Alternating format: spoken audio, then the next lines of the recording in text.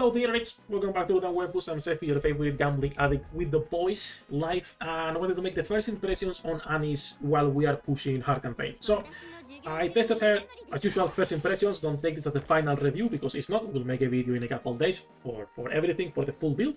For now, this is after testing on anomaly interception, a little bit of union range, the best testing method, and campaign the first chapter 45 hard mode.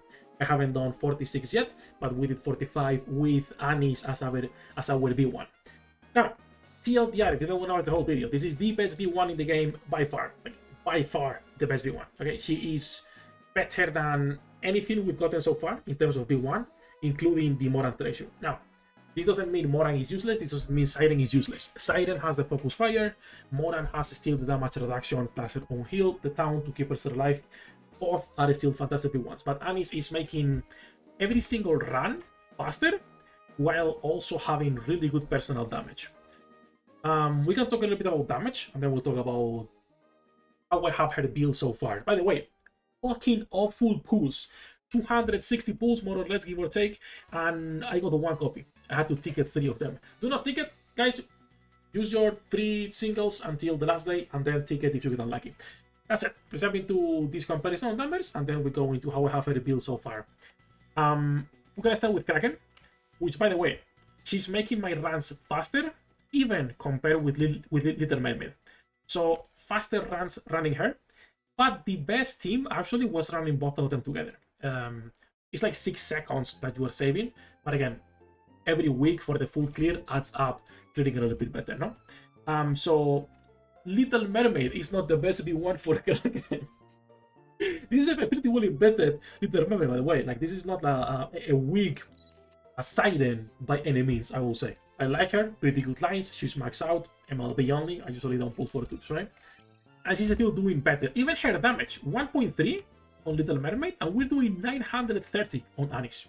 Her damage is stupid, and this only is the same, and she's even competing with the best B3 Electric in the game. Like, currently the best Electric DPS is no longer Cindy, it's a fucking B1 defender character that's supposed to be a buffer.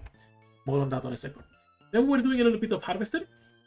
Same thing, the fastest run was with Annie's. You do lose buffs on the other 2 girls, but again, you make up for the faster clears simply, and also her own damage. But pretty good runs overall. We're doing like a 2-minute run with Annie's, then a 2:39 with Moran, and a 2:33 with Little Mermaid. Both of them pretty similar. Then with the Union range, like I was saying earlier, Union range, take it only as a reference. It's not, you know, just because we are putting this on the thumbnail to bait doesn't mean much, but for even a better comparison, this is my Cindy, not super well invested. She's invested, like she is only 1 dupe. She's gear level 5, she's 10/10. Like, it's not amazing gear, but still she's invested, right? And she's doing 10 billion versus 8 billion. But for even a bigger comparison, right here on Tarsis, he was doing 38 billion. Nice skin, Tarsis. He was doing 38 billion with a core 7 Cinderella, while his Annie's is MLB. And Annie's is doing 10 billion, while Cinderella core 7 is doing 15. Like, it's stupid how a B1 is doing more damage than basically every other Electric character, minus Cindy if you have her Omega invested, right? Like, Omega invested. So, also, for Rogue, you can run both of them together. Like, you can run Rogue and Annie's together. I don't think it's really necessary, assuming it's a raid weak to Electric. There is no reason why you will be putting the best B1s for that raid on the same team together, no? You probably will be putting them on separate teams, your Annie's with someone else, maybe with Neon as the main B1, B3, and then Rogue stays with Cindy for a second team. But I don't think you will be putting them together, but it does work. It can work perfectly fine. Also, my Annie's is even just out-damaging my Ain. she's mugging Ain with, by a lot, by the way, like, by a lot of damage. Also in full invested core 6, I believe it is, yes, core 6. And then we're checking Ultra for Rapid, because Annie's does increase damage to projectiles. On the full burst, I believe, when full burst ends, when is the damage to projectiles? Here, activation when entering full burst affects self-analyze with lower final defense. Most characters will have lower final defense than Annie's. Obviously, if your Cindy is Omega invested, she might not get this. I don't even know if Cindy can proc this. If you are a PvP bosso like Bunker, shout out to Bunker, most of his characters have higher defense than Annie's. He actually break a skill 2 on Annie's. Congratulations, Booker. That's an achievement, to be fair, an achievement. But she is improving damage for anyone who can take advantage of this. Okay, so we were doing up to the QT on Ultra and just died there. And Rapid is doing way more damage. 1.6 bill here, 1.2 only with Moran. This boss is still made for Red Hood just because of the Pierce and everything. But is increasing her damage by a lot. In campaign, so far, on the chapter 45, we have no problem pushing at all anywhere. Now, let's talk a little bit about her build. She's gonna be a T0. There is like no arguing in that. We'll see if we move other characters down or up or whatever, but she's gonna be a T0 for the tier list. When it comes to her build, this is one of those characters you wanna be going 10-10-10. You can start at 7-7-7 if you wanted, but there is no reason to believe in anything on this kit below level 10. Like, no reason. Even if you're talking about the skill 1 for the cooldown reduction, because they distributed the buffs on skill 1, skill 2, and also on her burst. So you have like a little bit everywhere. So you want to be getting everything if you can. Obviously, again, it's expensive. So it slowly works toward 10-10-10. I have not gotten any charge speed. I'm trying to get charge speed to see if it will benefit her or not. And same for charge damage. So far I got like a basic bitch build, elemental attack, and 2 max ammo. Elemental attack, and then lastly, elemental attack. Elemental, max ammo, and crit rate.